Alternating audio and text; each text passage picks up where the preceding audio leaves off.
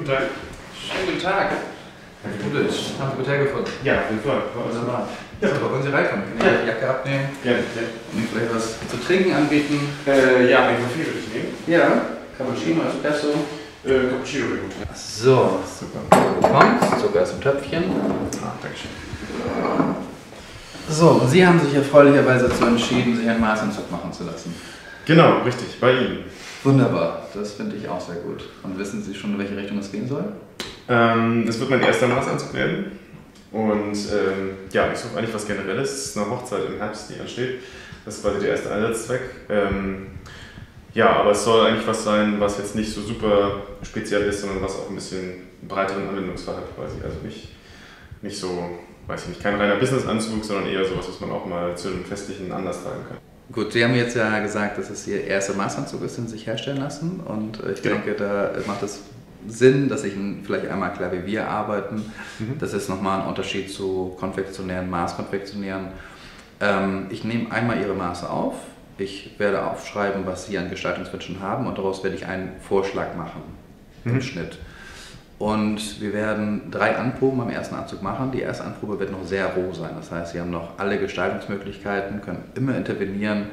Wenn Ihnen in der ersten Anprobe die Länge oder Breite des Revers nicht gefällt, dann können wir dann noch variieren. Wir können auch vom 2 auf 3 Knöpfer nochmal hin und her springen. Und innerhalb dieser 3 Anproben, wo Sie dann merken, dass das Entwicklungsstadium des Anzugs immer weiter voranschreitet, kommen wir immer weiter zum Finale hin. Das heißt, Sie haben in der Zeit die volle Kontrolle und wir haben auch jede Zeit, eine perfekte Passform herzustellen. Da Sie gesagt haben, es soll festlich sein, sind jetzt auch jünger und können sich mit Sicherheit auch mutige Farben und Muster trauen. Habe ich auch mal karierte Stoffe mit auf den Tisch gelegt. Bei den Stofflichkeiten gibt es Unterschiede. Man kann einen Stoff immer ganz gut einschätzen, inwiefern der tragbar ist, wie die Faltenbildung ist, indem man ihn einfach einmal in die Faust nimmt, richtig zusammenknüllt und dann sieht, wie er sich zurückentwickelt. So, und ich glaube, Sie haben Ihren Favoriten gefunden, oder? Ja, der ist auf jeden Fall, der hat gewonnen heute. Den notiere ich dann mal direkt. Viele angeschaut und der ist auf jeden Fall sehr gut. Ja. Dann ist schon mal der erste Teil der Reise begangen. Jetzt müssen wir gleich nochmal drüber reden, wie die Gestaltung am Ende aussehen soll. Und das meiste von dem, was ich heute frage, sind Sachen, die wir im Nachhinein auch noch ändern können. Wir fangen mal an mit der Knopfanzahl beim Sakko. Bitte mittig auf den Teppich in den Spiegel ein bisschen reinschauen. Am besten so normal, wie es geht. Ja, ich versuch's. So. Müsst ihr einmal kurz durchgreifen. Ja, klar. Und Sie sind offensichtlich Rechtshänder. Das versuche ich tatsächlich schon mal im Reinkommen zu sehen. Und das ist auch ungefähr die Höhe, wo Sie eine Hose tragen. Ja, vielleicht noch ein Stück in Höhe, die ist jetzt etwas locker. Aber Ja. da, wo Sie jetzt gerade das Maßband liegen haben, da schon eher, ja. Okay.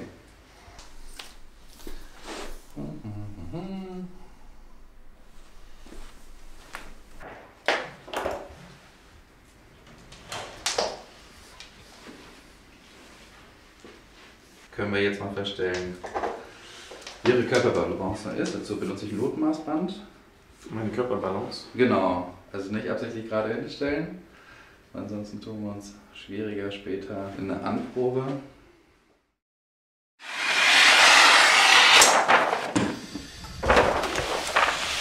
Für die Erstellung des Schnittes habe ich immer die Fotos von dem Kunden direkt auf dem Rechner vor mir, damit ich immer den Körper im Ganzen sehen kann und auch sehen kann, was ich mit dem Maßband nicht messen konnte. Und das brauche ich immer nebenbei als Basischeck. Und natürlich habe ich meine Maße liegen. Und es werden ein paar Maße abgetragen. Und als allerersten Schritt zeichnet man immer die hintere Mitte ab.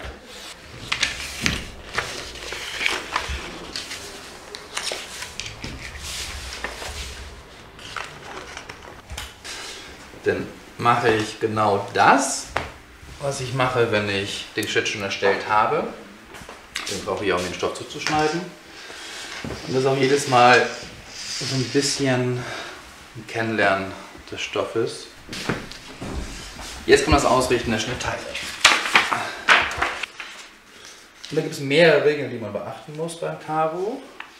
Witzigerweise ist es so, beim Zuschnitt, also das heißt beim Auskreiden, also das, was ich jetzt gerade mache, dass es da ganz verschiedene Herangehensweisen gibt in verschiedenen Ländern. Und mir ist aufgefallen, dass die Schneider im deutschsprachigen Raum tatsächlich wirklich versuchen, auf Millimeter genau auszukreiden. Wobei der Italiener oder der Engländer weitaus mehr Freihand arbeitet. Aber man ist einfach so gepolt durch sein Ausbildungssystem, was man hat. Und das deutsche Ausbildungssystem spricht ja dafür, und dafür sind wir ja auch in der ganzen Welt bekannt, für Genauigkeit. Und das ist eine Sache, die kriegt man auch nicht mehr aus dem Kopf heraus. Deswegen nehmen sich die deutschen Schneider auch immer die Zeit, das einmal ordentlich auszuzeichnen, die Nahtzugaben immer mit dem gleichen Maß anzuzeichnen und ein Ergebnis zu bekommen, was noch besser und vor allem wiederholbarer ist.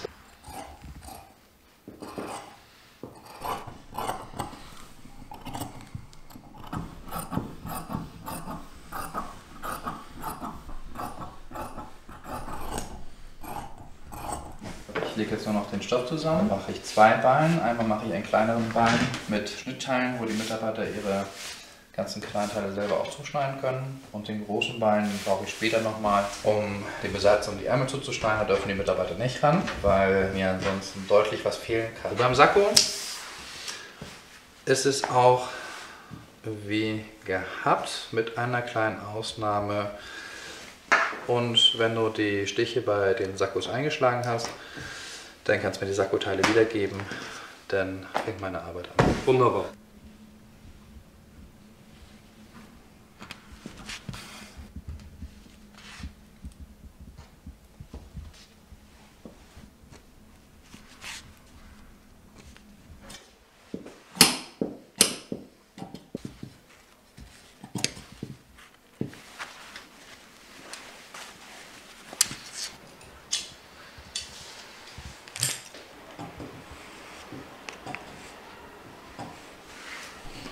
So, was hier jetzt in akribischer Feinarbeit passiert, ist das Ausrichten des Karos.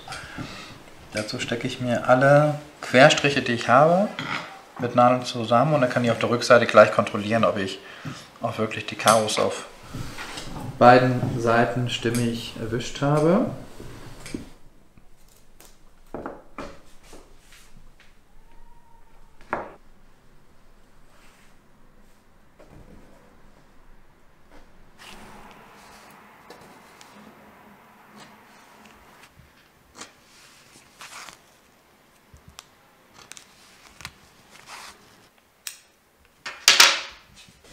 Also die Rossa-Einlage ist das Herz des Ganzen. Sie verleiht dem Anzug Stabilität, aber auch die nötige Flexibilität, um sich bei Bewegungen dem Körper anzupassen, aber auch immer noch die perfekte Passform zu gewähren. Außerdem sieht ein Marschanzug auch in so ziemlich allen Situationen elegant aus, wenn er dann richtig gemacht wurde. Aber diese Richtigkeit wird halt durch diese ganze Handarbeit und durch die Liebe, die wir in unsere Einlagen und in unsere Anzüge reinstecken, garantiert.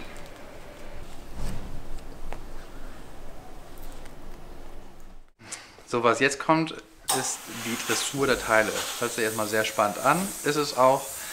Was wir jetzt machen, ist eine Formbügelei. Das heißt, wir bringen eine Körperform in die Schnittteile hinein, bevor Naht passiert. Bei der Dressur ist es so, dass wir den schrägen Fahnenlauf des Stoffes ausnutzen. Das Gewebe ist ja immer im Schachbrett gewebt, das heißt in die beiden Richtungen. Es ist nicht formbar, aber wir nutzen die schräge Elastizität des Stoffes, um den Stoff dauerhaft umzuformen. Und bei dem Sakko, jetzt haben wir in dem Fall einen Rücken hier liegen, ist es so, dass wir das Gesäß ausdressieren, die Taille ausdressieren und die Schulter blättern. Und dazu braucht man Technik, aber auch Kraft und sehr viel Dampfhitze und ein bisschen Maschinerie, die unterhalb des Bügeltisches ist, wo wir noch eine starke Absaugeeinrichtung haben, die als dritte Hand fungiert und den Stoff auf dem Tisch festhält.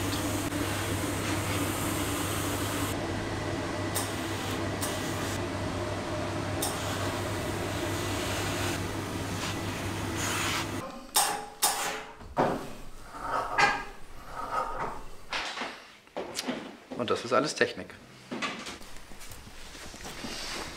Und so sieht es im Ganzen aus. Da lässt sich, glaube ich, ganz gut erahnen, wie so menschlicher Rücken in Wirklichkeit aussieht. Das Wichtigste bei der Dressur ist nicht nur die Zeit, wo man bügelt und formt, sondern es ist tatsächlich die Zeit danach, wo der Stoff sich ausruht. Und jeder Stoff braucht immer die Ruhe, sich von dieser Dressur zu erholen. Deswegen kommen alle Stoffe erstmal in Form an die Schneiderpuppe rangepinnt. Was natürlich auch nochmal ein bisschen dazu dient, dass sich der Stoff ein bisschen an die Form gewöhnt, die ich ihm gerade beibringen wollte.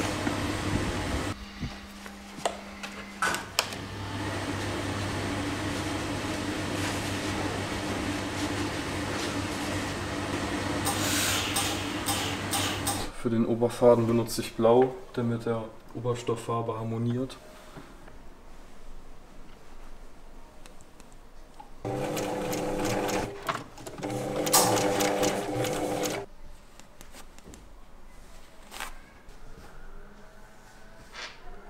Und jetzt kommt das, was die reine Maßschneiderei auch ausmacht, und das ist die lose Einlage.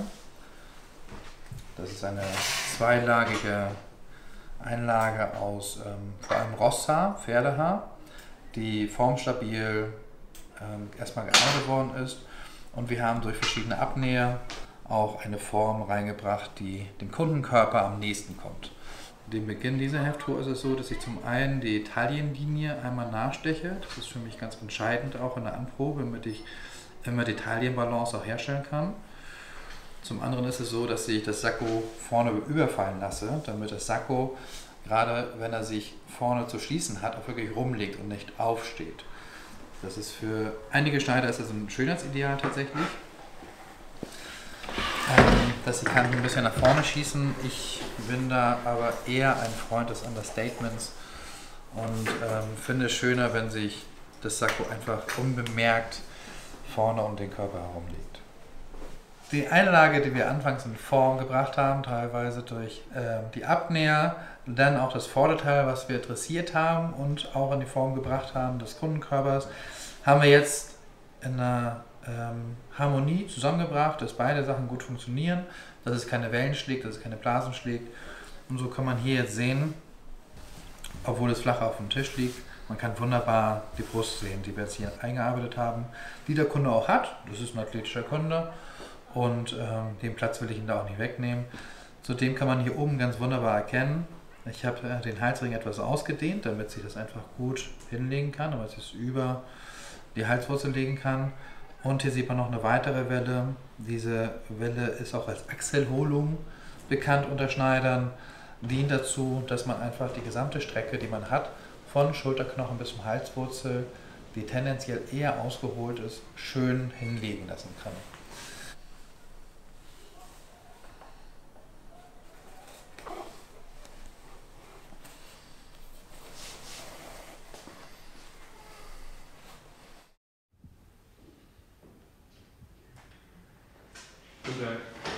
Moin Kulic. Danke, Hilfe. Da sehen wir uns wieder. Ja, Genau, das ist unsere erste Anprobe. Geht's weiter? Ja, schön, ich freue mich. So, das ist die Hose. Ich würde Sie mal bitten, hier mit ihr auf den Laptop zu kommen. Den Bund stecke ich ihn einmal mit einer Nadel zu.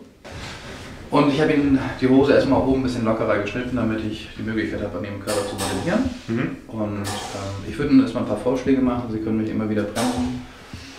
Und definitiv möchte ich etwas aus der Stofffülle, die wir oben haben, wegnehmen. Das alles ist jetzt eine rohe Anprobe. Beim nächsten Mal wird es vermutlich weitaus klarer werden, wie die Silhouette zu laufen hat. Ich habe jetzt erstmal die Beinweite auf dem einen Bein abgesteckt. Ich denke aber, dass es noch weitere Optimierungsmöglichkeiten gibt. Ja, ich glaube, es könnte fast noch ein bisschen weniger Stoff Wenn sein. ich hier anfange. Genau, ich glaube hier. Ja. Wir werden jetzt meinen Vorschlag stecken für die Hosenlänge. Da wir einen relativ engen Saum haben, muss die Hose auch dementsprechend etwas kürzer gesteckt werden. Sie sehen, das ist alles roh vorbereitet. Die Einlage und den Unterkragen haben wir mit Hand vorbereitet. So, wir stecken wieder vorne Nadel rein. Genau, wie ist es mit der Länge, wie ist es mit der Revertiefe? Also von der Länge habe ich das Gefühl, könnte er fast noch ein Stückchen kürzer sein. Ja. Die Schnittteile so an ihrem Körper aus, dass alle Schnittteile genau da landen, wo es der Körper auch verlangt. Das gehört zum Schneiderleben dazu, dass man die Arbeit, die man gemacht hat, auch teilweise wieder auftrennen muss.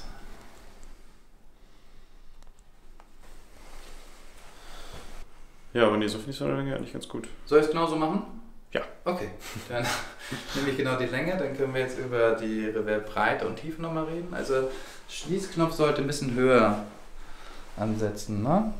Ich kann mir nicht so vorstellen, wie das dann hier unten so fällt Eine Seite wieder so gesteckt als Vorschlag. Vorstellen wir uns oben die Breite und ich würde die dann auslaufen lassen auf Ja. den unteren Punkt.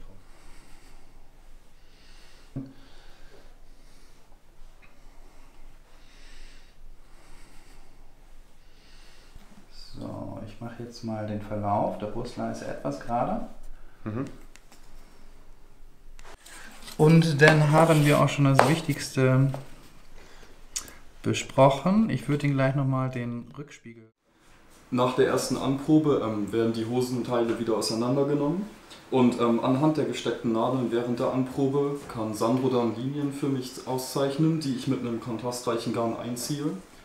Als erstes hier entlang des Eingriffes.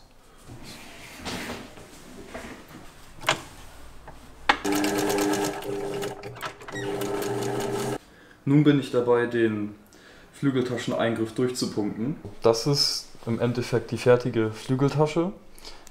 Hier sehen wir den Eingriff. Das hier ist der Beleg.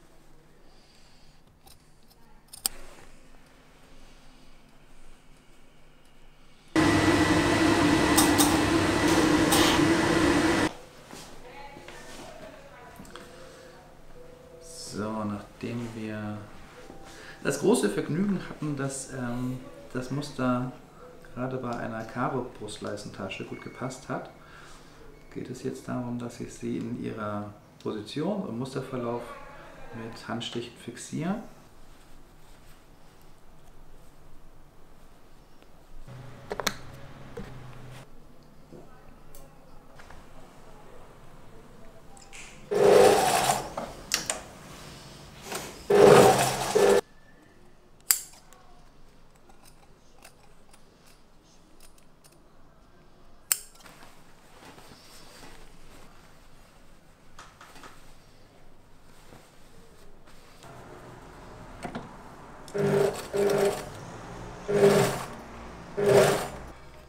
So, jetzt kommt für mich ein schöner Moment, zumindest ein spannender Moment, weil ich die Patte jetzt zumindest versucht habe, mustergerecht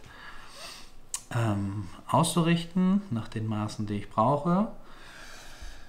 Und dann muss es am Ende so sein, dass das Muster des Vorderteils natürlich harmonisch auf der Patte weiterläuft. Im direkten Anschluss ziehe ich mir die vordere Kante auf rechts. Die vordere Kante so zu heften, wie ich sie haben möchte. Mit dem Streifenverlauf, den ich mir wünsche, mit dem Verlauf des Revers, der ist immer leicht gebogt bei mir. Alles kleine Details, die unterbewusst wahrgenommen werden, wenn hier mal ein kleiner Schwung reingezeichnet wird und dort.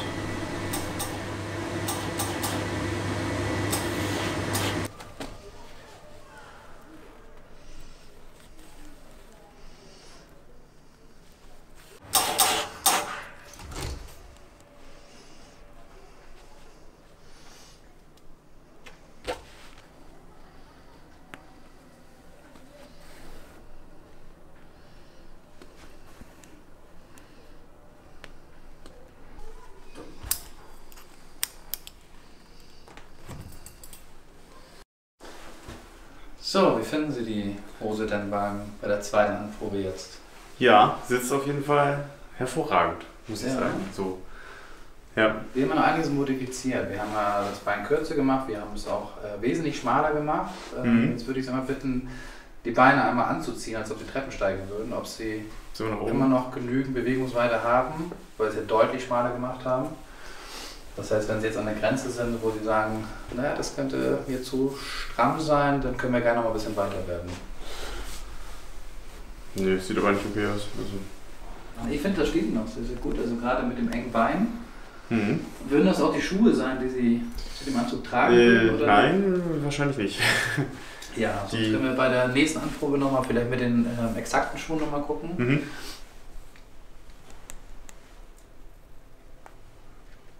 So, ich glaube, die Hüften sind ganz gut und dann müssen wir auch gar nicht mehr wegnehmen. Ne?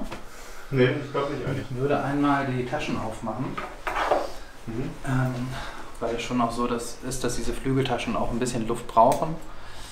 Sonst sperren die gelegentlich ein bisschen zu sehr auf. Aber ich glaube, das reicht noch an Weite, um gut reingreifen zu können, Auf oder? jeden Fall. Ja, das ist ideal.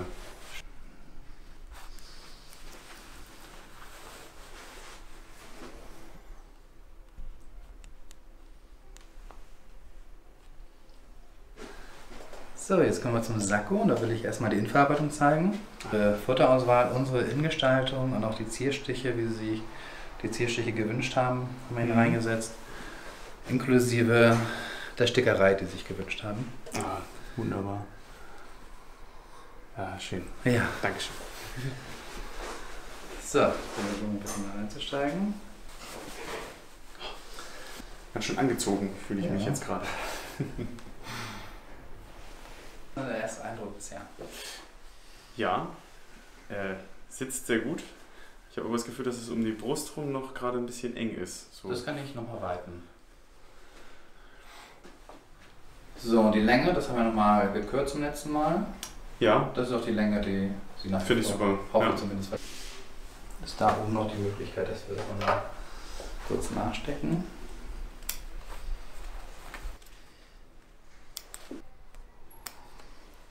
Diese 5 mm werden auf jeden Fall der Sache ganz gut tun, wenn ich das hier oben mal ein bisschen reinspringen lasse.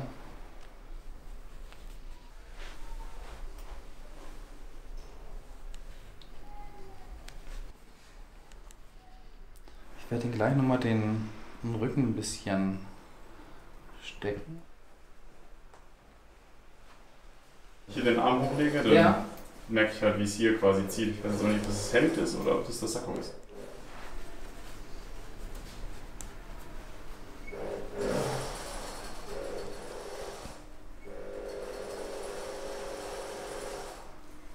Ja, Ist besser? auf jeden Fall. Okay. So, auf der Seite habe ich das auch nochmal wiederholt mit dem kürzer Stecken des Armloches. Da stecke ich jetzt eine Nadel rein.